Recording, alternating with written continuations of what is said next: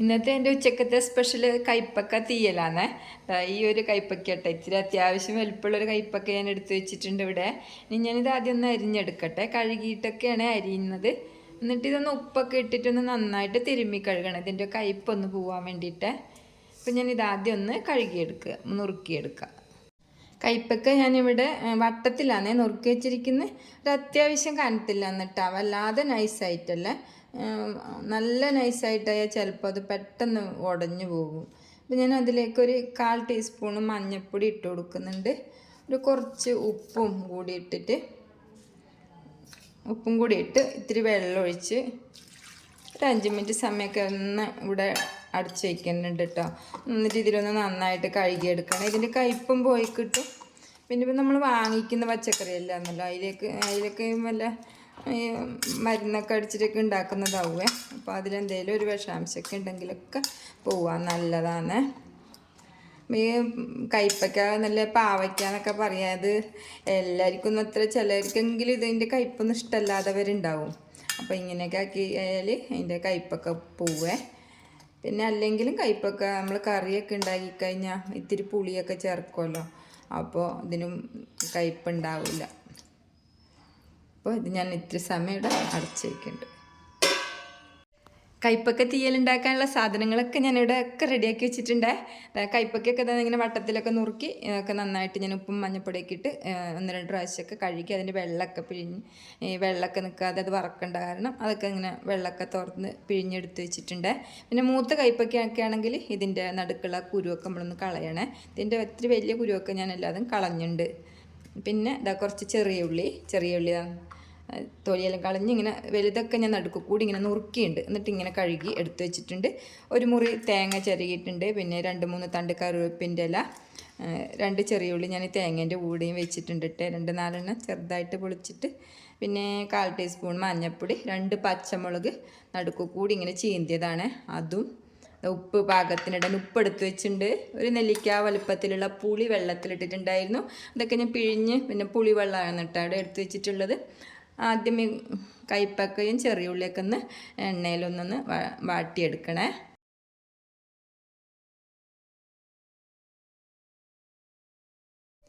പാനിൽ വെളിച്ചെണ്ണയൊക്കെ ഒഴിച്ചിട്ട് ഇത് നന്നായിട്ട് ചൂടായിട്ടുണ്ട്. അതിലേക്ക് നുറുക്കി വെച്ചിട്ടുള്ള കയ്പ്പക്ക ഇട്ട് കൊടുക്കുക.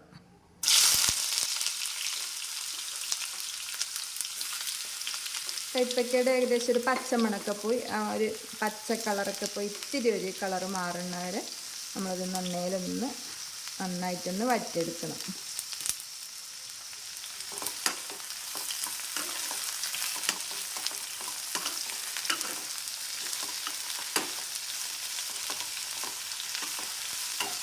ഇതിലേക്ക് തന്നെ റെഡിയാക്കി വെച്ചിട്ടുള്ള ചെറിയ ഉള്ളിയും നടുകെ പൊളിച്ച 2 പച്ചമുളകും കൂടി ഇട്ട് കൊടുക്കണ്ടേ.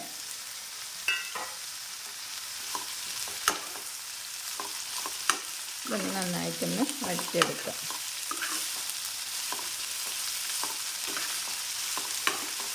അപ്പോൾ എൻ്റെ എല്ലാ കൂട്ടുകാർക്കും എൻ്റെ ഈ ചെറിയ വീഡിയോയിലേക്ക് സ്വാഗതം.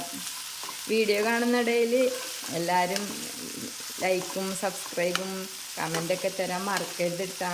എല്ലാവരും സപ്പോർട്ട് ചെയ്യണേ.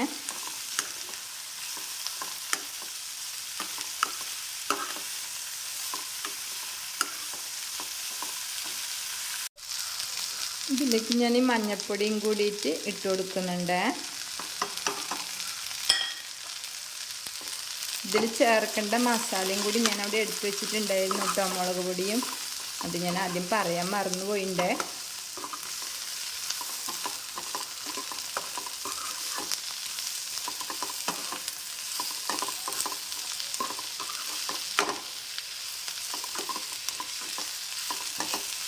നന്നായിട്ടൊന്ന് വഴറ്റിയെടുക്കാം.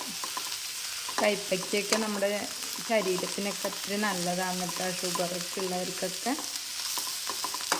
ഞങ്ങളിത് വെറുതെ ഇങ്ങനെ പരിപ്പൊക്കെ ഇട്ടിട്ടൊക്കെ കറി ഉണ്ടാക്കലുണ്ട്.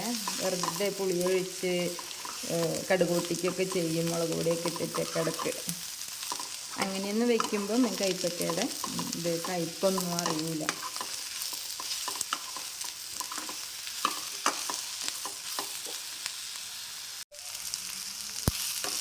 കയ്പ്പക്കയുടെ പച്ചമണൊക്കെ ഏകദേശം പോയിട്ടുണ്ട്. അതൊന്ന് നന്നായിട്ടൊന്ന് വറുത്ത് കിട്ടിയിട്ടുണ്ട്. ചെറിയ ഉള്ളിയും കൈപ്പക്കയും. ഇതിൽ ചെറിയ ഉള്ളി ഇട്ട് കഴിഞ്ഞാലാണ് കേട്ടോ ഇതിൻ്റെ നല്ല ടേസ്റ്റ് കിട്ടുക. ഇത് മീഡിയം ഫ്ലെയിമിലിട്ടിട്ട്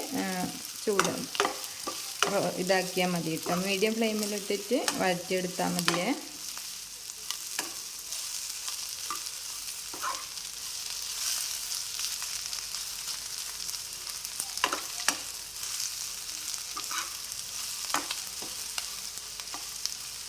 ഇനി നമുക്ക് ഫ്ലെയിം ഓഫാക്കാം.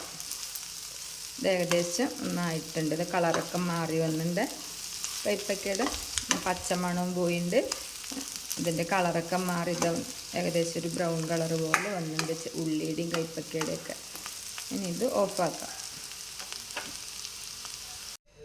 കൈപ്പക്കയും ചെറിയ ഉള്ളിയൊക്കെ വഴറ്റിയത് ഞാൻ വേറൊരു പ്ലേറ്റിലേക്ക് മാറ്റി വെച്ചിട്ടുണ്ട്. എന്നിട്ട് അതേ പാനിലേക്ക് തന്നെ കുറച്ച് വെളിച്ചെണ്ണയും കൂടി ഒഴിച്ച് വെച്ചിട്ടുണ്ട്. ഈ തേങ്ങ ഒന്ന് വറുത്തെടുക്കാം.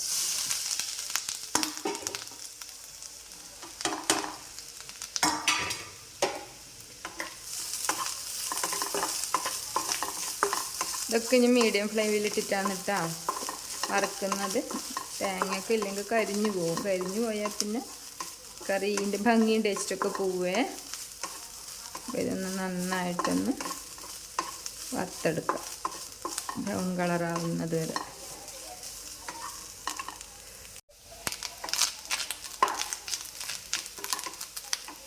ഇതിലേക്ക് ഞാൻ 2 തണ്ട് കറിവേപ്പിൻ്റെ ഇല ഇട്ട് കൊടുക്കണ്ടേ. പിന്നെ 2-3 ചെറിയ ഉള്ളി നടുകെ പൊളിച്ചതും കൂടി ഇട്ടൊന്ന് വറുത്തെടുക്കാം.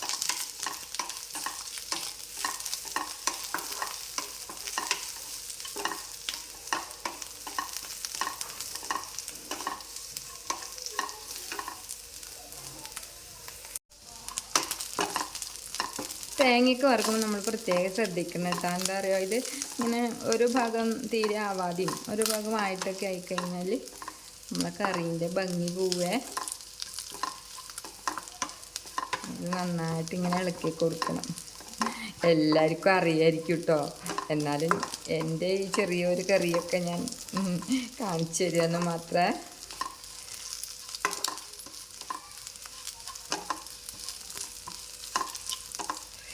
നല്ലൊരു കറിയാട്ടെ കയ്പ്പൊക്കെ തീയൽ.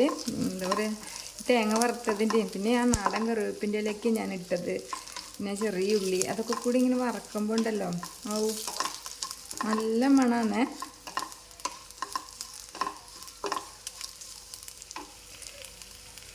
തേങ്ങ വറുക്കുന്നതിൻ്റെ കൂടെ ഞാൻ മല്ലിപ്പൊടി മുളക് പൊടി ഇട്ട് വറുത്തുണ്ട്. മൺചട്ടിയാണ് ഞാൻ അടുപ്പത്ത് വെച്ച് കൊടുത്തിരിക്കുന്നത്. അതിലേക്ക് ഞാൻ ഇതാ പുഴിഞ്ഞ് വെച്ച് പുളിവെള്ളം കൂടി ഒഴിച്ച് കൊടുക്കുന്നു.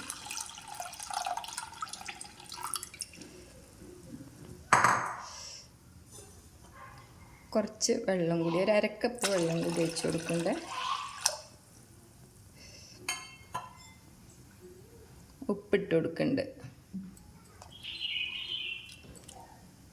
ഉപ്പൊക്കെ നമ്മളൊന്ന് എടുക്ക് നോക്കണം കേട്ടോ കറിയുടെ. ഞാൻ നോക്കാറുണ്ട്. അപ്പോൾ ഞാനിത് തിളയ്ക്കുമ്പോഴാണ് നമ്മൾ കൈപ്പയ്ക്കും ഉള്ളിയൊക്കെ വഴറ്റി വെച്ചത് ഇട്ട് കൊടുക്കുന്നുള്ളൂ. പുളിവെള്ളം തിളച്ചിട്ടുണ്ട്. ഞാൻ അതിലേക്കൊരു നുള്ളു മഞ്ഞൾപ്പൊടി ഇട്ട് കൊടുക്കുന്നുണ്ട് കേട്ടോ. ഞാൻ കയ്പ്പൊക്കെ വഴറ്റുമ്പോൾ അതിലിട്ട് കൊടുത്തിട്ടുണ്ട്. നമുക്ക് ഈ കയ്പ്പൊക്കെ വഴറ്റി വെച്ചതും കൂടി അതിലേക്ക് ഇട്ട് കൊടുക്കാം.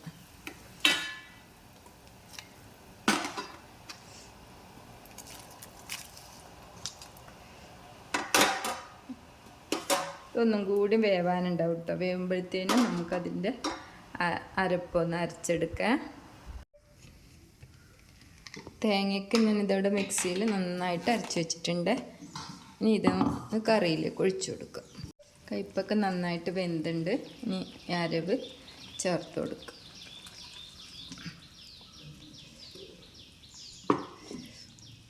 ജാറിലേക്ക് ഒരു തുള്ളി വെള്ളം കൂടി ആക്കിയിട്ട് ഒന്ന് ചുഴറ്റി ഒഴിച്ചു കൊടുക്കാം കേട്ടോ.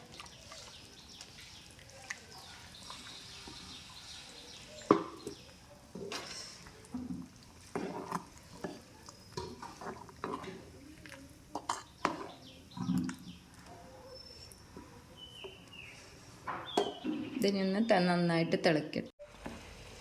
അപ്പോൾ കറി ഇതാ തേങ്ങയും മരവൊക്കെ ചേർത്ത് നന്നായിട്ട് തിളച്ച് വന്നിട്ടുണ്ട്. ഇനി 2 തണ്ട് കറിവേപ്പിൻ്റെ ഇല ഇട്ടിട്ട് ഞാൻ ഇറക്കി വയ്ക്കാം കേട്ടോ. എന്നിട്ടതിന് വറവിട്ട് കൊടുക്കണം. കടുകിട്ട് വെക്കുക.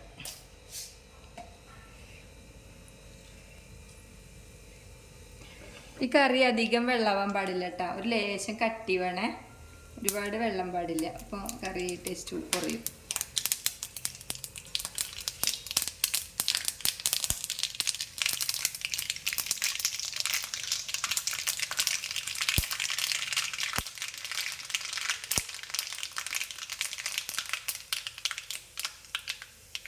കടുക് പൊട്ടി, വറ്റൻമുളക് 2-3 പൊട്ടിച്ചത് ഇട്ട് കൊടുക്കാം.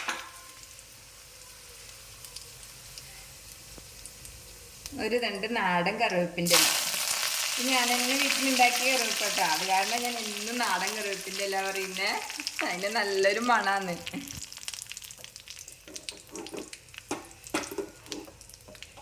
ഇത് ഒഴിച്ചു കൊടുക്കാം.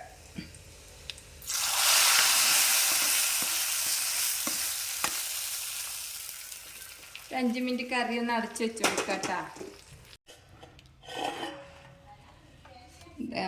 കടുക് മുളകൊക്കെ വറവിട്ട് കൊടുത്ത് ഇതാ കറി നല്ല സെറ്റായിട്ട് ഇട്ടാ, കയ്പ്പൊക്കെ തീയൽ. അപ്പോൾ എല്ലാവരും വീഡിയോ കണ്ട് മുഴുവനായി കണ്ടിട്ട് സപ്പോർട്ട് തരണേ. ആരും സപ്പോർട്ട് ചെയ്യാൻ മറക്കരുത് കേട്ടോ. നാളെ ഞാൻ ചെറിയൊരു വീഡിയോ ആയിട്ട് വീണ്ടും വരാം. Thank you.